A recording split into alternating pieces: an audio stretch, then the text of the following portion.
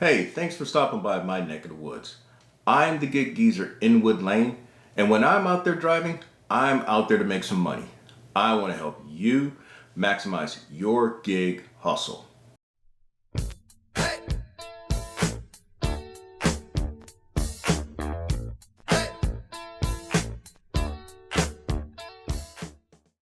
What you're seeing in this segment of the Gig Geezer is actually the other portion of my entire first half hustle. Now, I say the other portion because the first portion was a drive order, a DoorDash catering order that I completed, which paid $23.05. So going back out, the goal was to overall complete anywhere between 7 and 9 orders and to make at least $100. Now, upon starting out at about 11:45, I actually declined 50 orders before I accepted one that was worth my while. 50 orders, but that's not uncommon. Now, when you're working multiple apps, it affords you that opportunity to decline as many orders as I do, but it also tests your patience, and it also tests your ability to stick to your process and making things happen. So after 50 orders, I finally got one, and this is where we start with this. Fortunately, I'm also doing this one live. So 35 minutes, just about 35 minutes, exactly 34 minutes passed before I accepted my first real order. I had, I want to say, in upwards of 50 orders that came across my screen before it was one that I actually accepted. Now, there were 2 close calls. One was a red card order at Nick's, and the other was a McAllister's. The reason why I passed on both of those, McAllister's was taking me to an area that I could call the black hole. And that what happens is when you go in that area, there's a possibility that you may not see anything worth your while once you get over there to make it worth your while having gone there. The same thing with the Knicks, and also with Knicks, with that being a red card order, that's an order and pay. And Knicks, in all the locations in the Columbia area, there are 4 locations in the Columbia area. Every last one of them are busy no matter what time of day you go. So you're gonna wait. So would that have been worth my while? No, especially with the start that I've had so far. No. Now, this Brueggar Bagels order, it's actually taking me in a part of the metropolitan area that I don't work anymore. And so, again, this is an area that I used to work, that I don't work anymore. And so, but it's close to downtown, so that means I still have a chance of catching downtown orders. My actual strategy was to try to migrate to downtown and catch some orders and try to get the ball rolling, but nothing had happened so far. So we'll see what happens. The goal is to complete 7, 8 additional orders for my first half hustle. Now, at this juncture, I won't be capturing screenshots of any more orders since I have accepted the first one that I will commit to completing. But again, there's 6 items on this order, and it's taking me to another part of the Columbia metropolitan area just beyond downtown. There appears to be the potential of an additional tip, but we'll see. I've already checked out the order, and I noticed that there are drinks, and so in addition to my hot bag, I will bring a drink carrier in there as well. So my thing is always trying to be prepared in just about every situation possible. That is personally something that's been a part of me since childhood, about preparation, and it's something that I've tried to instill in my daughter. Apparently it's worked right because she is working towards her doctorate degree now. But anyway, again, I just want to add that as well as we're about to go in for this first order.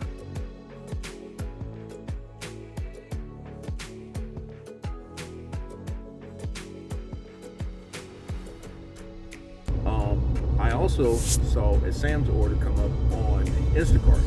And you say, why would I take Brueggar bagel and an Instacart order at the same time? Well, number one, I am multi-apping. Number two, I'm out here to make some money. Number three, it made logistical sense because both are heading in the same direction. Not linearly exactly, but they're heading in the same direction, and I can justify that. In addition, the Sam's order has only 10 items total, 10 items, 11 total, and it's paying, if I get all the items, $28. So, $28 on top of $8.75 with the potential of an extra tip. Now, the other reason why I took the order is that the DoorDash order gives me a very wide window to get there. And because I know the area where I'm going, I've got 40 minutes. I have actually exactly from this point now, about 45 minutes to complete that order and the Sam's order. The only thing that's going to hurt me is if Sam's takes too long, but I hope that not be the case. I have learned to just keep it moving. So, therefore, when you're working multiple apps, keep in mind, you've got a total of 19 minutes and 58 seconds of gray area to work with. You must arrive at the restaurant no later than 9 minutes and 59 seconds past the estimated arrival time, and you must deliver the order no later than 9 minutes and 59 seconds after the estimated arrival time. Now, there are some extenuating circumstances where the app may take into consideration wait time, but I always recommend when you fall into situations where you think you may incur a contract violation, contact DoorDash driver support. That may save your hide. The thing that will always cause me unnecessary stress is actually traffic. Traffic is one of the biggest unknown variables when you are stacking multiple orders on multiple apps, because traffic can make or break you. And in this particular case, well, I'll just put it like this. For me, those who know me, if you want to hear me have conniptions and really hit the ceiling, just watch me in traffic. I simply lose it when it comes to drivers here in South Carolina. It's 1:06. I'm supposed to be there by 1:11 to avoid contract violation, and I'm looking at a contract violation to tell you. Now, if that be the case, that would be one, and then I would have the next 100 completed deliveries to clear that out. I seem to be incurring those from time to time this year. This is possibly my third one this year. But the thing is that they allow one, they may allow two, but you don't want to make it a habit, because you will get that friendly, well-written email indicating that you have been deactivated. Last thing about these contract violations. The last one I got, I was actually docked for being 10 minutes late. It was more like, if I were to give you the exact seconds, it was probably more like about 10 minutes and 20 seconds late. So I guess if you're going to do it right, man. Just really bust it wide open. So I guess I'm busting it wide open today with this particular contract violation. Now, don't get me wrong. I take this stuff very seriously because, hey, the gig economy accounts for 90% of my income. And DoorDash has been a big part of that, especially in the last three months. So what is that going to do to me? It will make me think. It'll make me be a little more careful with my decisions. And if it means me throwing away an order just to avoid a contract violation, I'll probably do that. Or if it means me contacting support, yeah, I'll do that and try to plead my case, which I've been able to get out of some contract violations in the past. So, yeah, sometimes you have to take an L, and this one was an L for $27.92. And I'm okay with that, because that puts me for the day, that puts me right at about $60. And that's in a little over 2.5 hours a little over 2 hours of work. Yeah, 2.5 hours of work. No, exactly 2 hours of work, because it probably took me all of 35-40 minutes to do the catering order, even though the app said I was on there for an hour and a half. The app, you're going to be on longer doing a drive order than the actual time that you spent when you really did the order.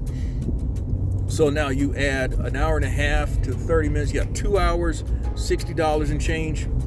We are actually right approaching we're actually approaching the apartment complex to where this DoorDash order is to be dropped off. And like I said, I busted this one wide open. I am probably about 16 minutes late. So hey, I did it right if I'm going to do it wrong. I actually have another school of thought on this particular order. Having seen that, I would guess wrong on there being a hidden tip. This order paid $8.75, and for all that I went through,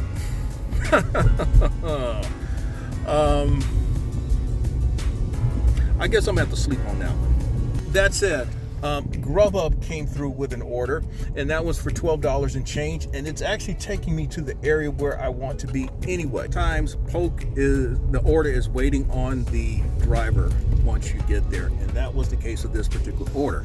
Now, you look at the miles, you say 8.3 miles, $12 and change. I don't know. Well, let me explain something. Columbia, South Carolina, and most of the markets in South Carolina, they're kind of spread out.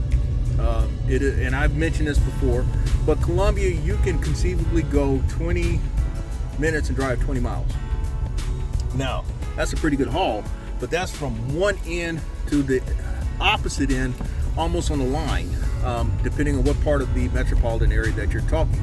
You're going from one county to the end of to another county. So 8.3 miles is nothing in South Carolina. And I know folk talk about miles and miles, dollars to miles and all that stuff, but there's more stuff that I have to take into consideration that is unique to this market. If I were in a larger market, I may not take that one. I may take the shorter one. But for where I want to be in a position to accept more orders for the next 35, 40 minutes to an hour, I need to be where this order I am dropping off. Alrighty, so we have dropped off this GrubHub order, and yes, just place it on the mat, which I did, and I am moving on. Now, the geezer has to kind of hope to get bailed out now because he put himself in a sling. Alright, here's the deal. I'd accepted a GrubHub order for $8.72 to Blaney's Grill, which would have taken me up in an area that I have begun to work since moving to this part of the metropolitan area.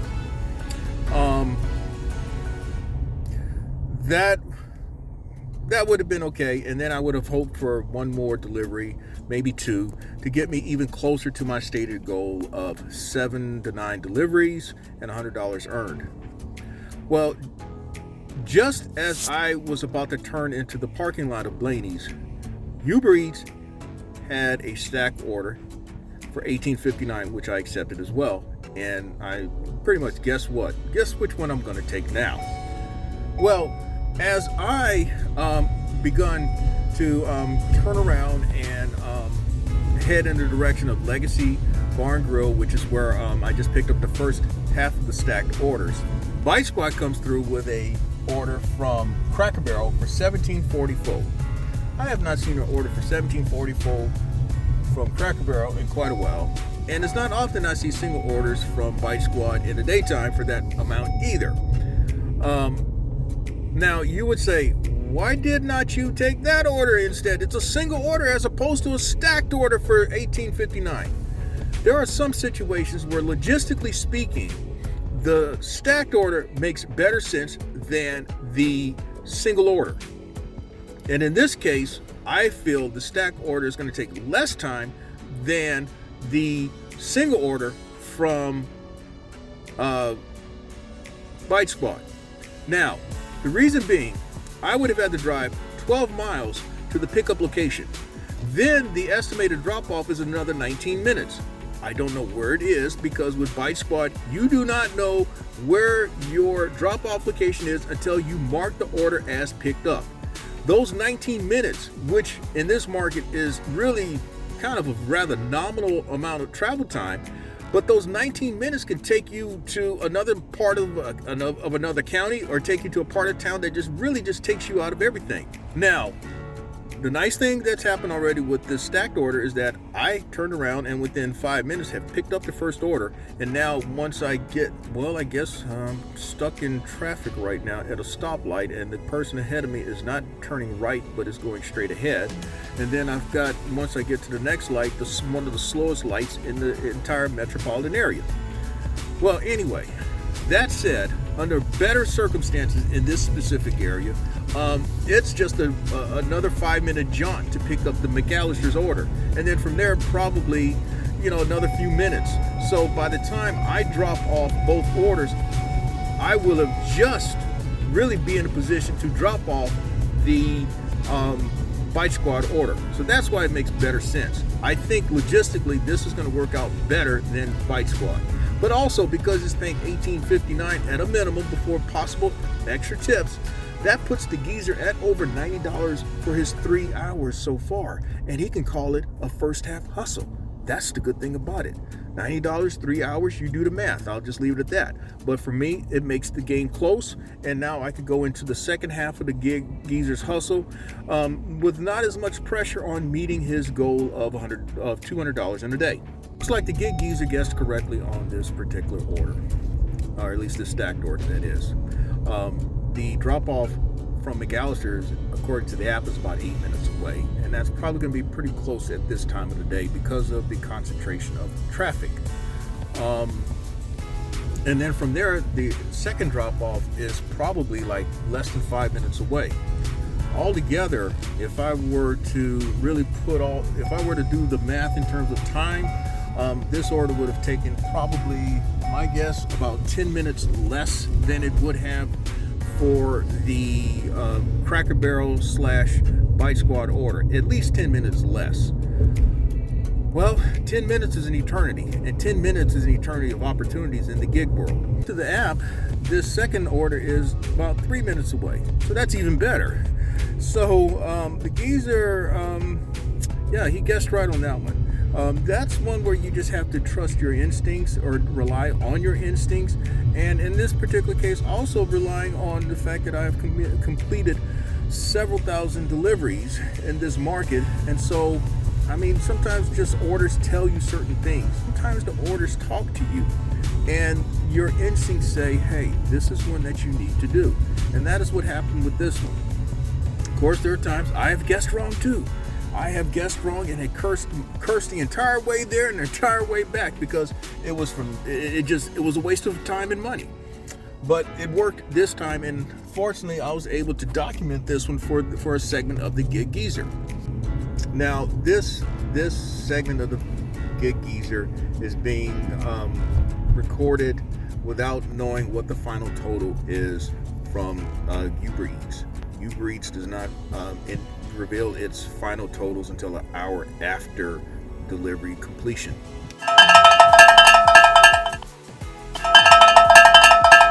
Hey y'all, this has been an interesting day.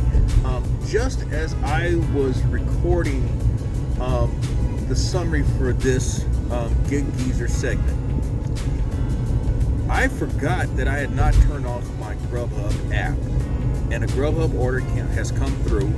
It's a pick up and pay for $11.13, and if this goes as I think it will, this is going to put the Gig Geezer at $100 or better for 3.5 hours of work. That's not bad. That is very close to Gig Geezer type money. Now, I'm going to say this again. I am not concerned about how much I make an hour. I am not concerned about how much an order is per mile. I'm not concerned about dollars per mile in terms of picking up an order and all that stuff. I'm not concerned about that because, number one, I'm concerned about what I make at the end of the day, at the end of the week, and at the end of the month. Number two, having been a 1099 for the better part of the last 20 years, I have come to know that mileage is a 1099's best friend. And so mileage, I really believe that gig workers should not be afraid of mileage. But I also understand what you're talking about when it's the supposed wear and tear of your vehicle. But guess what? If you weren't doing gig work, you would still have to maintain your vehicle. And if you weren't doing gig work, you may be driving or commuting elsewhere anyway. It's just that you're using your vehicle as a means of making money. Your phone and your computer, your phone and your vehicle is your money. Now we're about 3 to 5 minutes away from this pickup. But I'm going to end this segment of the Gig Geezer by noting that before this pickup, I was at $90 and change on 6 deliveries in about 3 hours of work. Now with this order, that'll put me at about 3.5 hours, and that should put me at about 101, 102 and change. When the final editing of this segment is done, I will have the correct final totals. I acknowledge that in some of my previous videos, the numbers that I have quoted while recording and the numbers that were posted or uploaded or documented in the videos did not match. But I am trying to do a better job of that. In summary, I made $102.67 in about 3.5 hours of work. Now, to give you the rundown again, the DoorDash drive order was $23.05. The first order that I completed, which was a DoorDash, was $8.75. I thought that one was going to pay more, but it didn't. Then there was the Instacart that I had stacked on, which cost me, in part, a contract violation with DoorDash. That one paid $27.92. After the Instacart order, I accepted a GrubHub that paid $12.26. Then after the GrubHub, there was the UberEats for $19.56. That's what it ultimately paid. It came across at $18.59, but after tips, it was $19.56. And then the surprise one that came because I had never turned off the GrubHub app, $11.13. And that order actually was no more than 3 minutes away from the restaurant. So I guess you could say some things really worked in my favor for that entire first half hustle. So there you have it. You saw the good, you saw the bad, and you definitely saw the ugly with this geezer hustle. Until next time, I'm Inwood Lane, and may your hustle continue. Thank you for checking out this segment of the Gig Geezer. If you like the content that's been provided, hey, hit that subscribe button. Also, give it a thumbs up. And if you have any questions or useful information that you'd like to pass on to the Gig Geezer, I can be reached at giggeezer3.5@gmail.com.